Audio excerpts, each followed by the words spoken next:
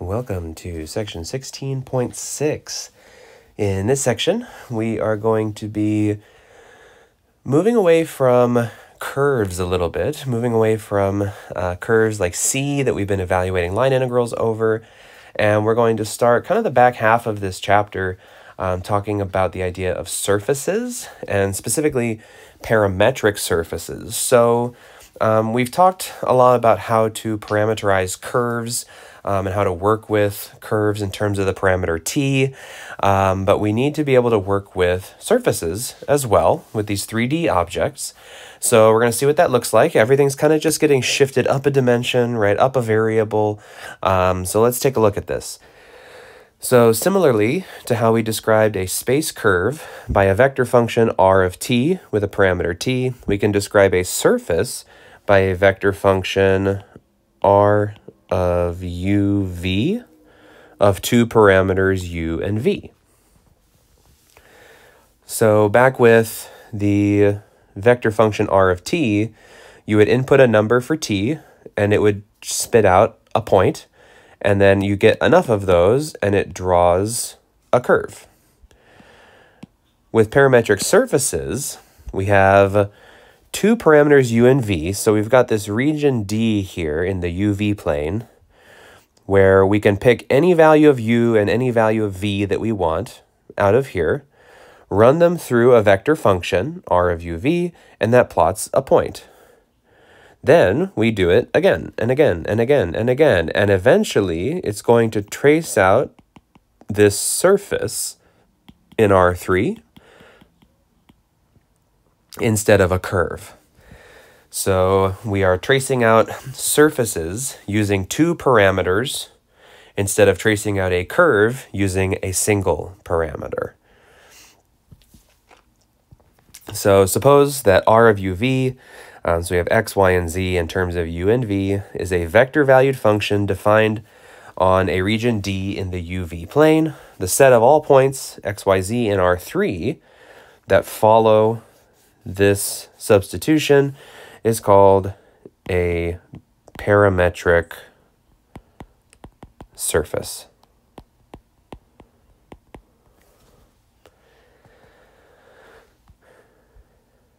Okay, so, and as you can see kind of in my diagram up there, so S, the surface, is getting traced out by the tip of the vector function as that point uv moves throughout D. So we pick a new point in D, and then this, like, can think of this like a pen. It traces out a new point on the surface. We pick another point, it traces out another point, and it traces all over the surface until we have completed the surface. Okay? Now, of course, this is not something we're going to be doing point by point, because that would take literally forever. There are infinitely many points in any of these regions. But we're able to look at general behavior, look at formulas, things like that, to determine what these surfaces should look like. So for the first one, identify and sketch the surface with the vector equation r of uv equals 2 cosine of u plus I plus vj plus 2 sine of uk. So if we set these up using like the parametric equations, so like for x, y, and z here, so we would get x is 2 cosine of u, y is v, and z is 2 sine of u. So notice x and z here both seem to have some sort of relationship, right? They're both trig functions. If you think to polar conversions, we can, so notice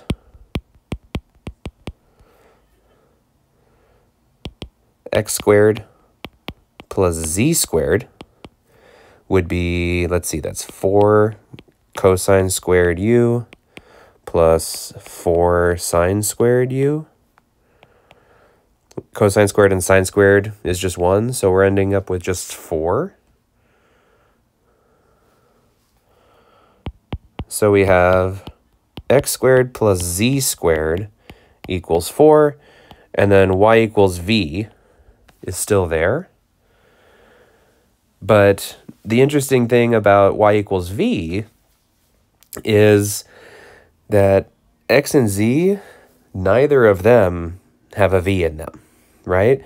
So as v changes, it changes the y value on the surface, but it doesn't change anything about the x and the z. So what we can just kind of make note of here, v is unrestricted. So there are no restrictions, no rules establishing that v has to be something in order to maintain kind of this functional relationship. So x and z are forming this relationship here. This one, of course, this is a circle, right? This is a circle of radius 2.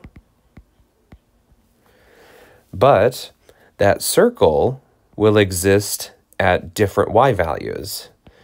And this is existing for all real y values. So in other words, we draw a circle, like in the xz plane, that would be where y is 0. But then there's another one when y is 1, and when y is 2, and 3, and 4, and 5, and 6. And if we look at what shape that traces out, this is going to give us a circular cylinder. So we get a circular cylinder of radius 2, centered around the y-axis. So if I just grab my pre-made graph here, so you can see here's the x-axis, the y-axis, and the z-axis coming up there. So we've got the circle, so like when y equals 0, we're right here. And it's kind of hard, it goes back that way, but we're right there. But then that circle exists for all values of y, because again, y equals v, and v is unrestricted. There's no stipulation that says x and z also have to change while v is changing. So we do end up getting a circular cylinder for this one. Now, you can see I have another box down here. I just wanted to offer up kind of a hypothetical because there's nothing in here that's restricting our domain, right? So sine and cosine go all the way 0 to 2 pi. V can be anything, so it goes negative infinity to infinity. So you can see the cylinder goes in both directions. But if we hypothetically restricted it, so if, let's see, if we restricted the domain, so for example, if we said that u is bounded between 0 and pi over 2, and v is bounded between 0 and 3.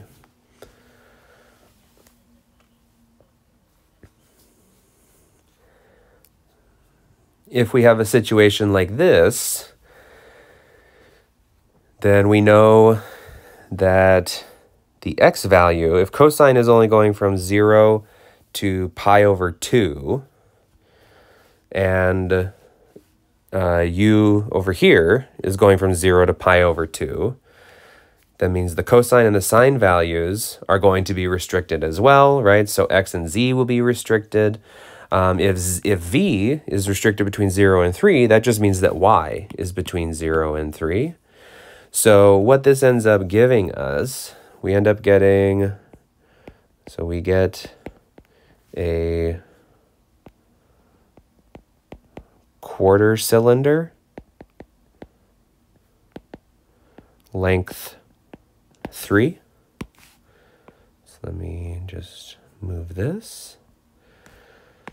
You can see right there, okay, we're going from 0 to pi over 2. So it goes like that. Okay, we have that angle right there. Okay, radius is still 2, but then the v value tells us, again, y can only go out 0 to 3. So we take the same cylinder and just cut off large pieces of it. So again, we're only going 0 to pi over 2 for u and 0 to 3 for v, and that restricts x, y, and z. So all of this just to say, you can have unrestricted domains, but you can also see restrictions placed on the inputs for these surfaces, which just means you're taking smaller pieces of the same surfaces. If we take a look at the next page, the next topic to discuss is how we can visualize taking two-dimensional domains and kind of projecting them up onto three-dimensional surfaces in terms of these parameters. And we can do that by a concept of using grid curves. So basically, we hold u constant for curve sketching and then hold v constant. These correspond to vertical and horizontal lines in the UV plane. So if we look here, we let u be fixed, so let u be u naught. Oh, I don't know why that is doing that. There we go. So we let u be fixed at a specific value. That gives us every point on this vertical line here for that one u value. If we take v and let it be fixed, we get every single point on this horizontal line, right, for that v value. If we were to take those and then kind of transplant them onto the surface, we would get these two curves, which, nope, not what I wanted. There we go. Which you can see C1 here corresponding to U naught, and then C2 corresponding to V naught. And you can see the point of intersection between them, just like this point over here. So all of these points, instead of going, again, point by point, we can look at, segments of lines in the UV plane and see how they translate into entire curves on the surface in R3. So for example, for u equals u naught, r of u naught v becomes a vector function of a single parameter v and defines a curve C1 lying on S. And then again, same thing we get for C2.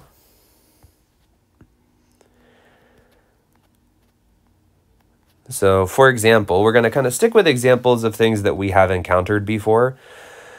So if we take a parametric representation of a sphere of radius a, so we're fixing the radius to be a in spherical coordinates.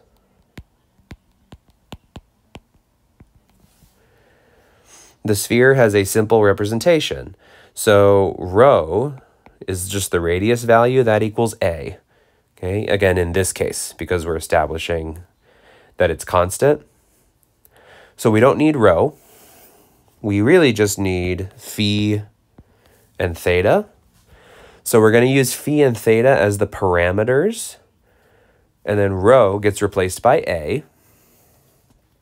So we have x equals a sine phi cosine theta y is a sine phi sine theta, and z is a cosine phi.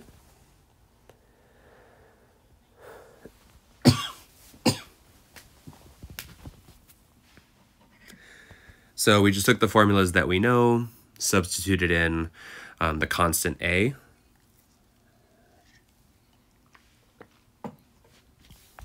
But this gives us a set of equations in terms of two parameters. We can write this as a vector function. So r of phi and theta, that's a sine phi cosine theta I, plus a sine phi sine theta j, plus a cosine phi k. So the vector functions, they don't really change what we're talking about. They just kind of are like a new packaging on the parametric equations. It's just consolidating it all into one vector formula. Now, when it comes to the inputs, okay, so the domains, phi goes from 0 to pi, theta goes from 0 to 2 pi. These are all constant values, right? So the parameter domain is the rectangle formed by D with one dimension from 0 to pi, one from 0 to 2 pi. Now, I'm going to be jumping around a little bit between my diagrams here, but here's the first one. So you can see here, we've got the phi theta plane. If we fix phi to be a specific value, we call it C, we get this vertical line. If we fix theta to be a specific value, that's K right there, we get this horizontal line. These lines will correspond to different values on the sphere. So the grid curves with phi constant, if phi is constant, that means the angle coming down off of the vertical z-axis is constant. And then theta can be anything at once. So we swing around like that. So the grid curves with phi constant are circles of constant latitude. Okay. So we have constant latitude. In other words, they go, horizontally, they go flat around the sphere, okay? Whereas the grid curves with theta constant, so if theta is constant, then we pick an angle and we stick with that angle and we let phi be anything from top to bottom. We're going to end up with not an entire circle like we did before with phi being fixed, but a semicircle. The grid curves are, semicircles that connect the north and south poles. The reason for that is because if we have theta pointed this way, where we make the semicircle on this side, if you want to complete the other side, you have to make theta go the other way to finish off the rest of that whole circle. So if we look right there, so you can see how phi being held constant gives us that circle, that latitude, and then theta being constant gives us that semicircle, okay, from north to south along the sphere. And then if we repeat this process, so because you have to imagine that like all the rest of this is not there.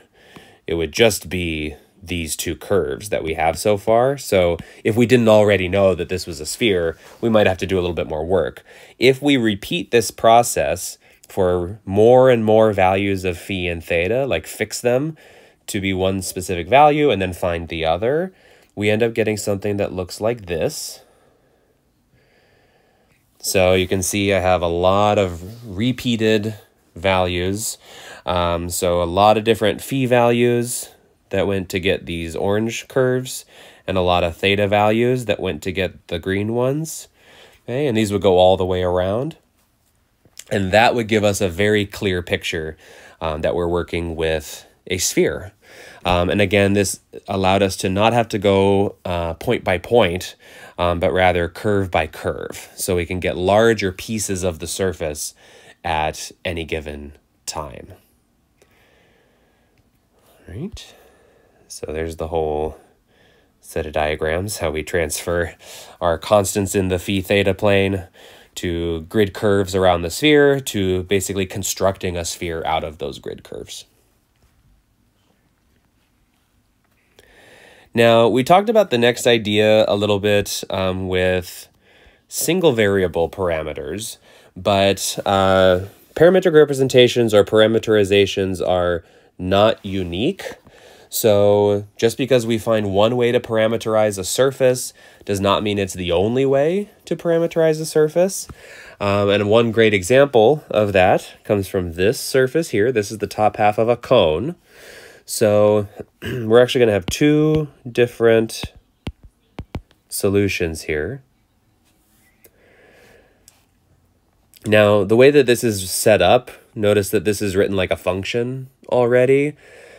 So when we have formulas and we're trying to parameterize a function, just let the variables be the parameters. No need to overcomplicate things. So if we regard x and y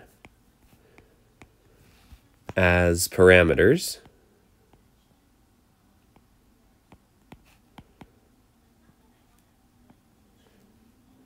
then, so x will be itself, y will be itself, and z is already written in terms of x and y via the formula. Right? So we get these parametric equations.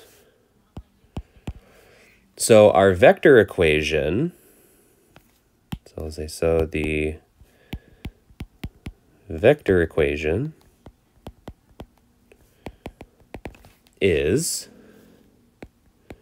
r of xy equals xi plus yj plus 2 rad x squared plus y squared k.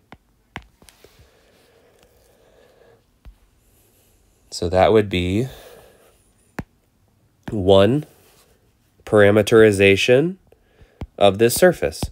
Because it already is set up as a function, just use the input variables as the parameters. But of course, with something like a cone, we can parameterize in other ways. So we can go ahead and say if we use polar coordinates, r and theta, as parameters,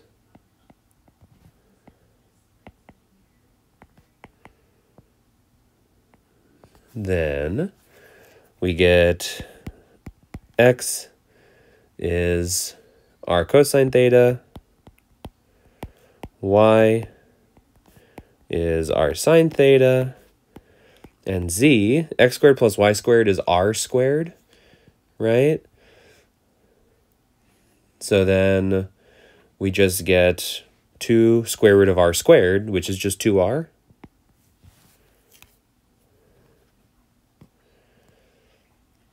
So the vector equation,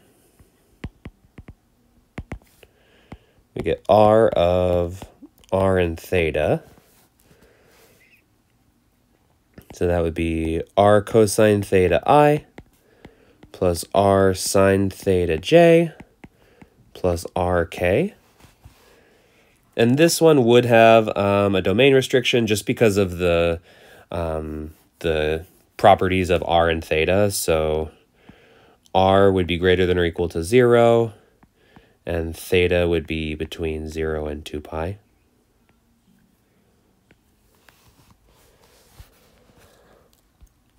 So these are two unique and different ways of parameterizing this one surface.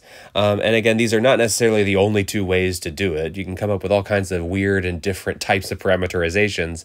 But these would be the two I think that we would find the most common, right? That we would jump to immediately would be to use the given variables as parameters or to convert to something that we're familiar with, like with polar.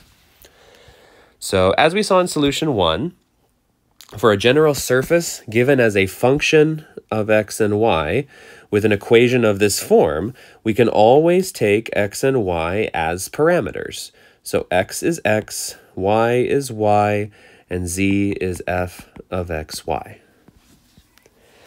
This is a very helpful tool and technique for us because coming up with parameterizations really can be the most challenging portion of working with parametric curves or surfaces.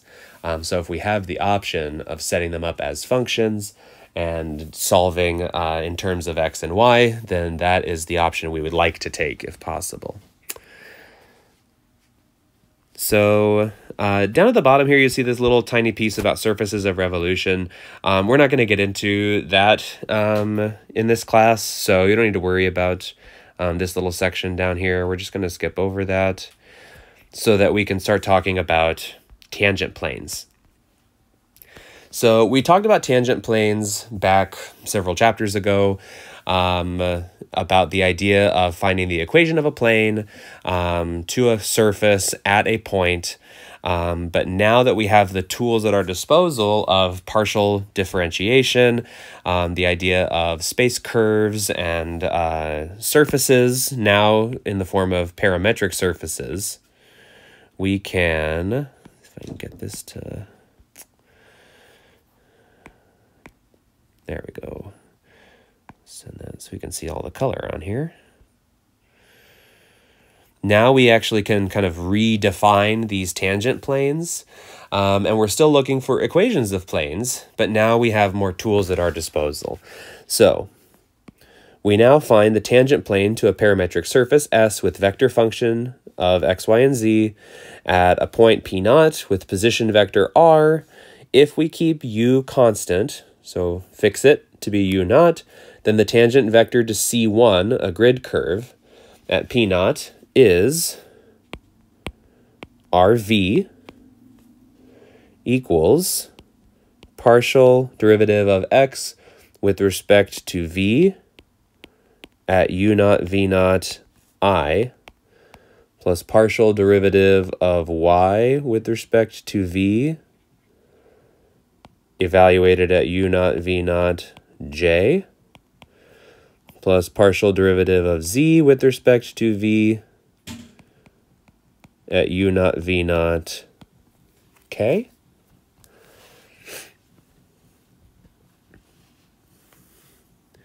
So you can see here, if we fix u to be constant, we create this curve C1, that's the green curve right here. And if we then find a tangent vector at a given point, then that tangent vector is labeled RV because at that point u is fixed, right? It's constant, so the only variable at that point is v. So we're going in that direction. Similarly, if we keep v constant, so v naught, the tangent vector to C2, so this curve right here, is in the direction of u. So that's going to be RU.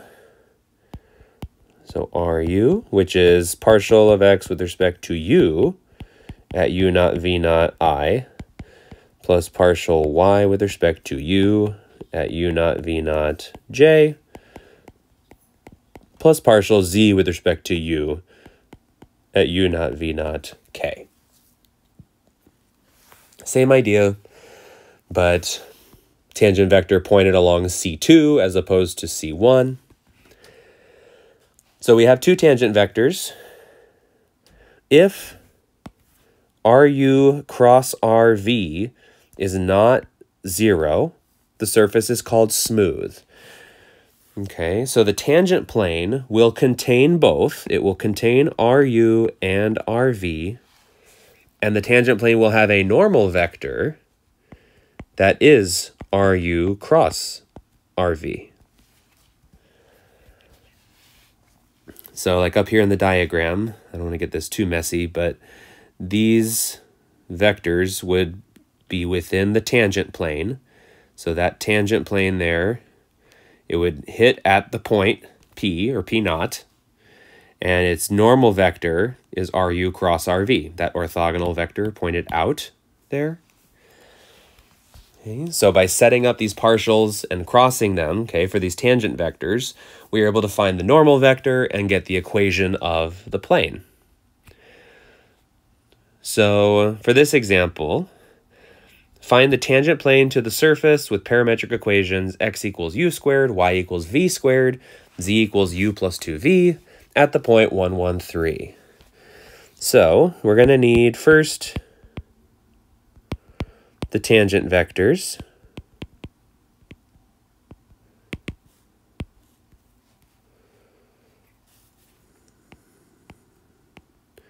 So we're going to have RU.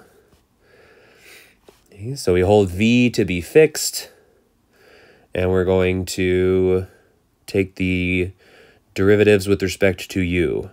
So we're going to get 2UI plus 0j plus 1k. So that's 2u, 0, and 1. And then RV, and take the partials with respect to v. That's going to be 0i plus 2vj plus 2k. So that's 0, 2v, and 2. Once we have the tangent vectors, we can get the normal vector. And we get that normal by crossing these together. So RU cross RV. So we're going to get I, J, and K. 2U, 0, 1, 0, 2V, and 2.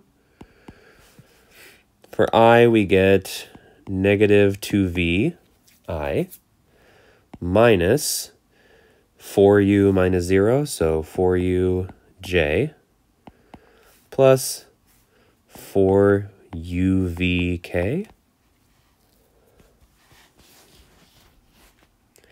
Now this gives us a general, general tangent vectors and a general normal vector. We want them specifically at the point 1, 1, 3. Now we need to be careful because the point 1, 1, 3 corresponds to x, y, and z. But we're looking for u and v values to be plugging in to here. So notice, so the point 1, 1, 3 corresponds to values u equals something and v equals something. So if we look back, if x is 1, that means that u has to be either plus or minus 1, right? Those are the only two choices. For v, so y has to be 1, so v is also going to be plus or minus 1, right? Because if you square it, it'll become 1. But then z has to be 3, and there's no way I can have negatives in here and somehow get out positive 3, right? This has to be 1 plus 2 times 1 to give the 3, which means u and v have to be 1. Okay, so u and v both have to be 1 in order for this point to match this set of equations. So our normal vector, so RU cross RV, equals negative 2 times 1, comma, negative 4 times 1, oops, comma, 4 times 1 times 1. So negative 2, negative 4, 4. That's our normal vector. Thus, if you don't remember the equation of the plane, so it's a times x minus x naught plus b times y minus y naught plus c times z minus z naught, where a, b, and c come from the normal vector. So we get negative 2 x minus 1, that'll be minus 4 times y minus 1 plus 4 times z minus 3 equals 0. So we get negative 2x plus 2 minus 4y plus 4 plus 4z minus 12 equals 0. And we'll go ahead and put it in standard form. I've got negative 2x and negative 4y. I'm just going to add those over and the z as well, just so that the first ones are positive. So we get 2x plus 4y minus 4z equals, that's 6 minus 12. So that's negative 6. We can go ahead and divide everything by 2. X plus 2y minus 2z equals negative 3. So that would be the equation of the tangent plane. So that is the plane that is tangent to a surface that is given here in terms of its parametric equations. And we found the tangent plane at the point 1, 1, 3 specifically. And that's this plane down here.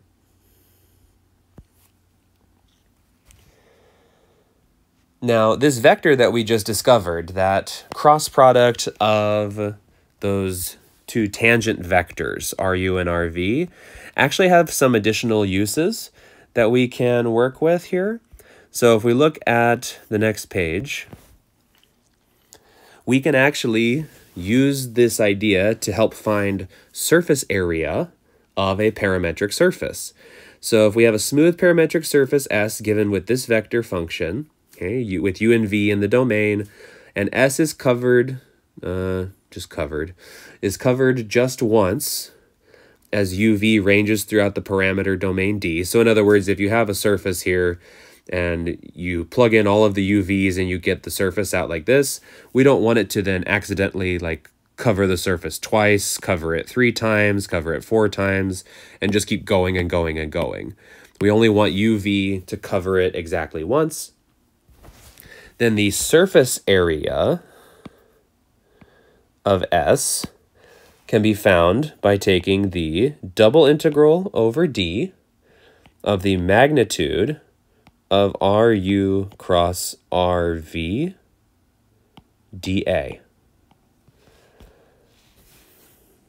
And that's where, again, RU is going to be partial x respect to u, partial y respect to u, partial z respect to u, and RV is partial x respect to v, and then same thing for y and for z. So if we find those tangent vectors, we cross them, and we find its magnitude, that input, that integrand for us, allows us to find surface area for the surface S, evaluating over its domain D. All right, and this is, why we want it just to cover once, because if you cover it twice, you've found double of the surface area. So we are going to look at an example of something, again, that we're more familiar with, and that is a sphere. So find the surface area of a sphere of radius A. So because we have a radius of A, we're going to do what we did with a previous example. So from previous example, where we parameterize this in terms of phi and theta. So x was A sine phi cosine theta. Y was A sine phi sine theta. And z is A cosine phi.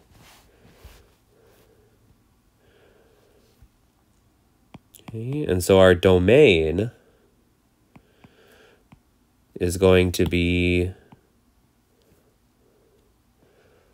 the set of points phi and theta such that phi goes from 0 to pi and theta goes from 0 to 2 pi.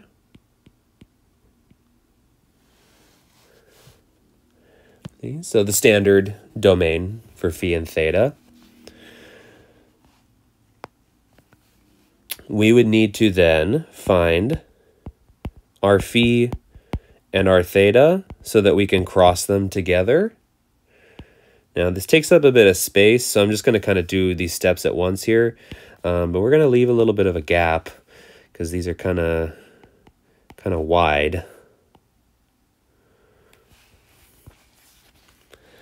So our phi, that's what's going to go in this middle row here. So that's the partial derivatives of these with respect to phi. So with respect to phi, this one's going to get a cosine phi. So we're going to have a cosine phi cosine theta.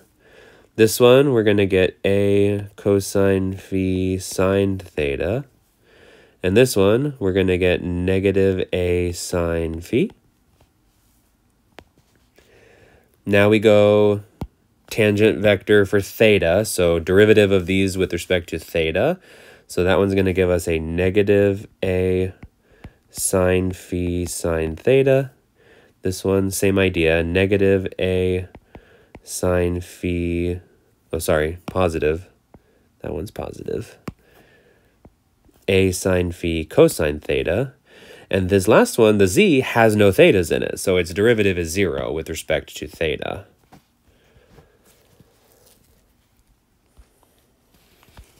So we take the, now the determinant of this, so we're going to evaluate like we typically would. This is going to give us the following formula. So we get a squared sine squared phi cosine theta I plus a squared sine squared phi sine of theta j plus a squared sine phi cosine phi k. So that would be the cross product. And we need the magnitude of that in order to evaluate the surface area, which I will just tell you. So, but to get the magnitude, right, you take the sum of the squares and then take the square root of all of that. It actually works out pretty nicely. This one does. We just get a squared sine of phi for that one. So this ends up becoming our integrand. Okay. So our surface area, that's going to be the double integral of a squared sine of phi d phi d theta. And we set the bounds for them earlier, right? That's the domain restrictions there. So phi is from 0 to pi. Theta is from 0 to 2 pi. And here we have a double integral with really only one variable because a is a constant, remember. So we end up getting, I'll just cut to the chase here, we end up getting 4 pi a squared, which if you remember anything from like 3D geometry or anytime that you've looked at spheres in the past, the surface area formula for a sphere is 4 pi r squared. But in this case, we were using a instead of r, and we got out 4 pi a squared. Okay, so this is the formula for the surface area of a sphere, so a geometry problem solved using pretty advanced calculus techniques, right, and vector calculus. So you can see all of these different components that we've been incorporating in these sections. I mean, even just in this section alone, we've worked with vectors from the first chapter.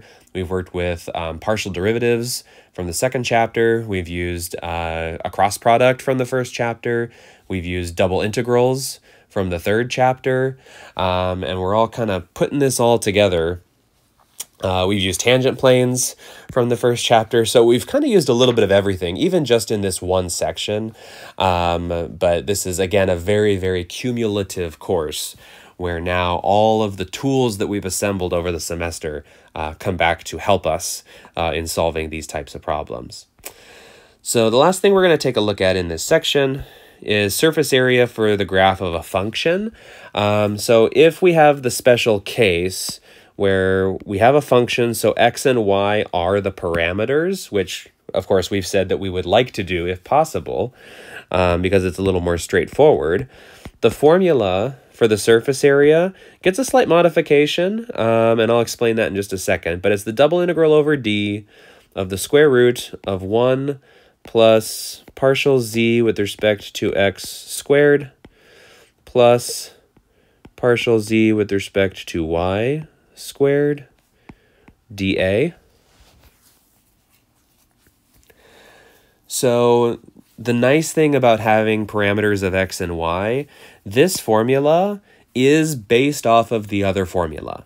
If you don't even think about using this one, if you want to go back and do like this process for these problems, you absolutely can. Okay, so you don't have to use this version of the formula, but you can use this if x and y are the parameters. Basically what this does is it cuts out all of this part. So instead of finding the tangent vectors, getting the cross product, and then finding the magnitude, as long as x and y are the parameters, this is what that will produce. It will produce the square root of, this is basically partial z with respect to z, so that's 1 squared, and then plus the other 2 partials squared. So this one saves us a bit of time. It allows us to jump over some of those early steps if we know that x and y are the parameters. If we don't, or if we're just not sure, the other formula will always work, even with x and y. But this one is just for x and y. So for the last example down here, find the area of the part of the paraboloid z equals x squared plus y squared that lies under the plane z equals 9. So you can see that's this section, the blue section down here, that lies under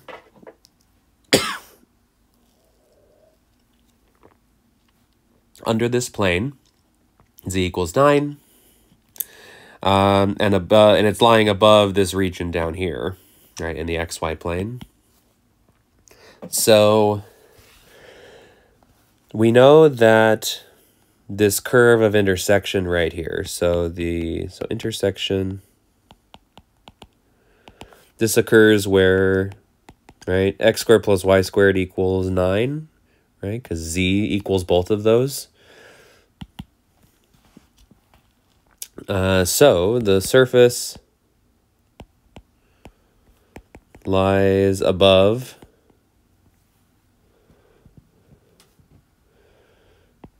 the circular disk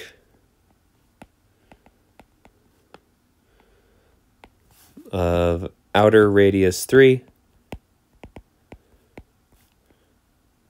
centered at the origin.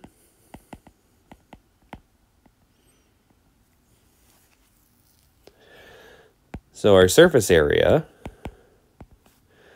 is double integral over d of the square root. Okay, so we already have a function here, z equals x squared plus y squared. So we're going to have partial z respect to x will be 2x. Partial z respect to y will be 2y. So we get square root of 1 plus 4x squared plus 4y squared dA.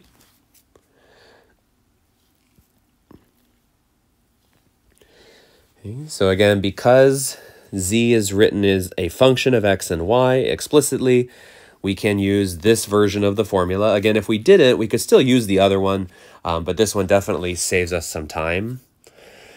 Now, this point on, it just becomes a double integral problem. So you can notice that we're integrating over a circular disk, which means we're going to go ahead and convert this to polar.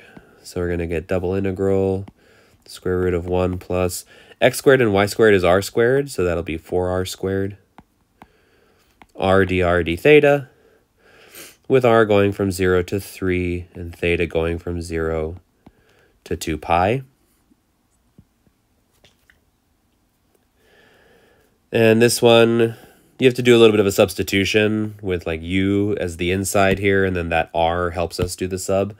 But I'll just tell you what we get. We end up getting pi over 6 times 37 rad 37 minus 1. And that 37 rad 37, that's just 37 to the 3/2 power. But oftentimes that's how like the text or the homework might write it, just so that we're familiar with both. But that is 37 to the 3/2 power. And so that brings us to the end of section 6, and that's our introduction into parametric surfaces. When we come back in the next section, we're going to look at how we can evaluate integrals using those parametric surfaces. So I will talk with you all in the next section.